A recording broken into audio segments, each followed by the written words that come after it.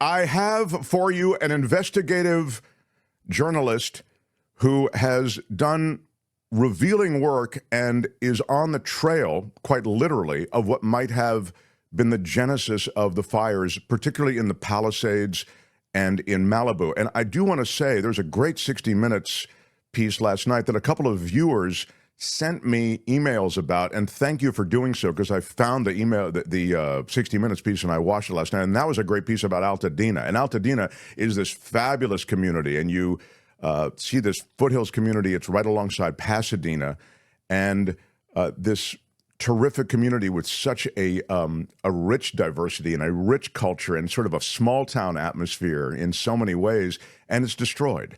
And it is its own heartbreak, and we'll be talking about that in the coming shows as well. But Cece Woods is an investigative journalist. She's the host of Newsbeat LA, and she's an investigative reporter at thecurrentreport.com and also at the localmalibu.com. Here she is, Cece Woods, everybody. Thank you so much for joining us. This has to be, again, so very difficult. This is a community that you're a great part of.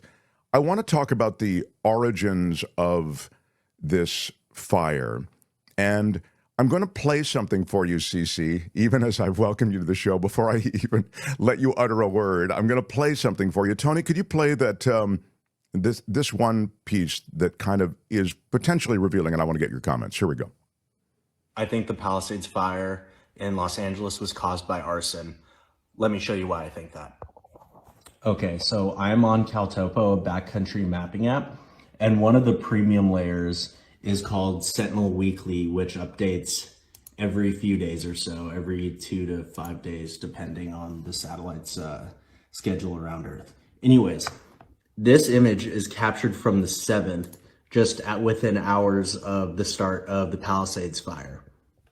You can still, this is the initial smoke plume, you can still see it's very small, and these are all just clouds.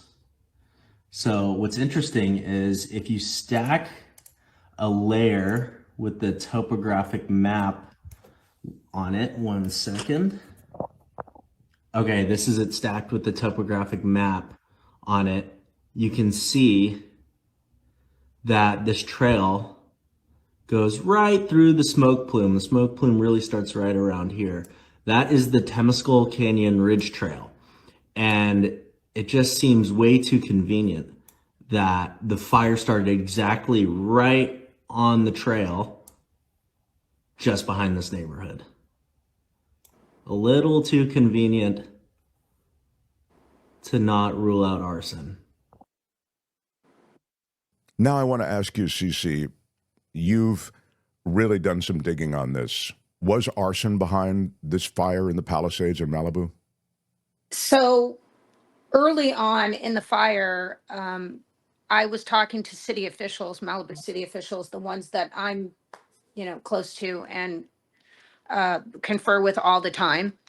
And we were talking about the Franklin fire that just happened last month, the night that they were getting sworn in. Just a few hours later, the brand new council members were getting sworn in, and a few hours later, the Franklin fire started. So we were talking about the origin of the Franklin fire just as the the Palisades fire just started.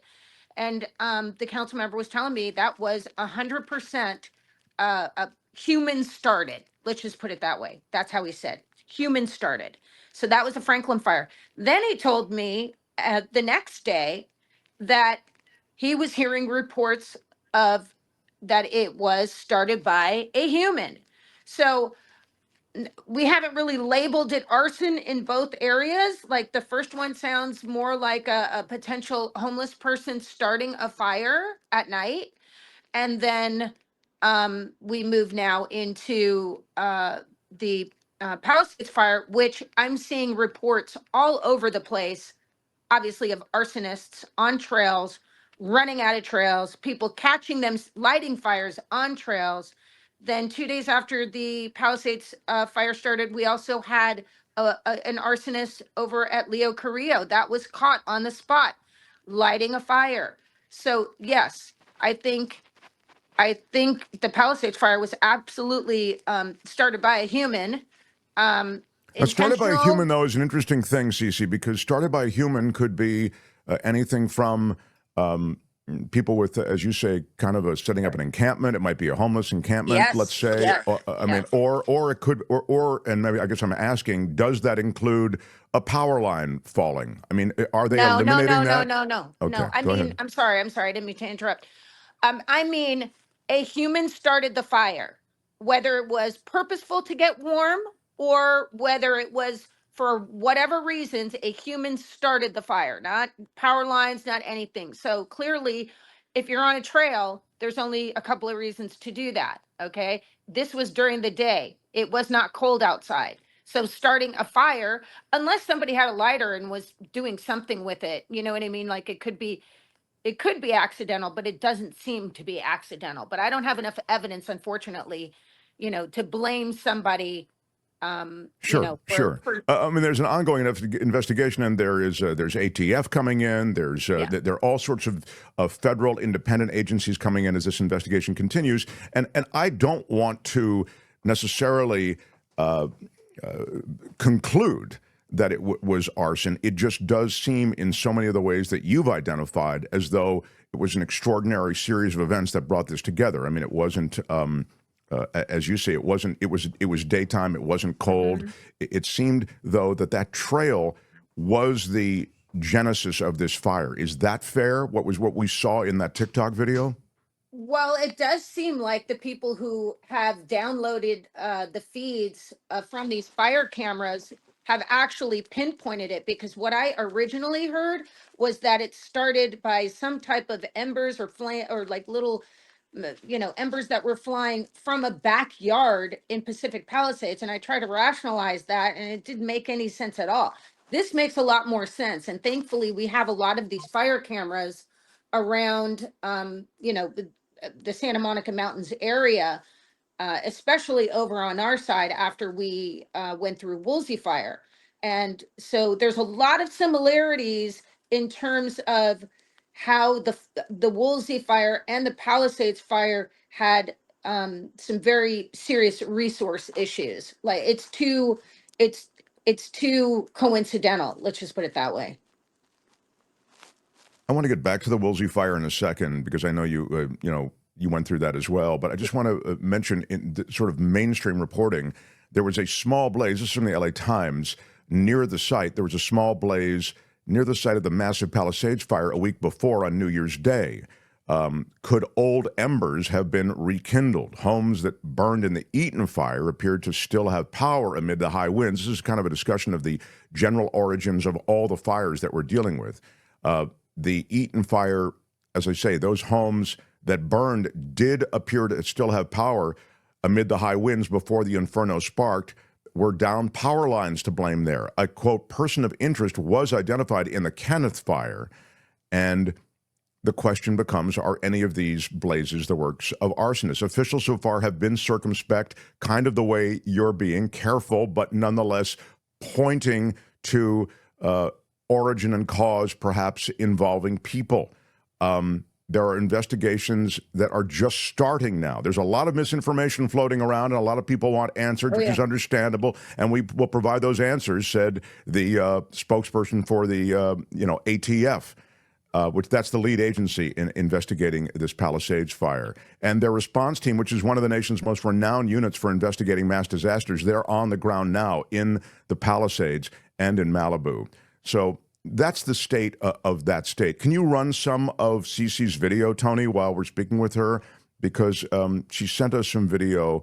And again, this is, I guess, in the early going when you sit along the ridge line. Yeah.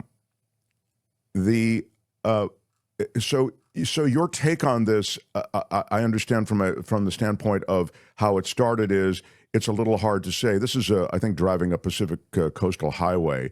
So you're seeing both sides. The side at the right of the screen is inland. That the side on the left, I believe, would be the ocean side. I think. Yeah, and this is the day after. This is the day after, and so embers and little spot fires have been happening for days and days and days after, and that is normal. as far as the January 1st or whatever fire that you spoke of earlier, I can't see embers from that 7, 8 days later. That does seem like a reach. I agree. Yeah, that to me is a major reach. As this fire progressed, the Palisades fire, there one of the very first reports of identifying a potential arsonist happened in Corral Canyon in Malibu. And locals noticed a fire that had just started, and they noticed a truck, a very suspicious truck, and they were able to apprehend a young adult male that had firefighter gear, which they are speculating at this point was stolen, and torches and pictures of himself apparently at the Pasadena fire. So that was one of the first reports of arson. And I did report, or potential arson, I should say.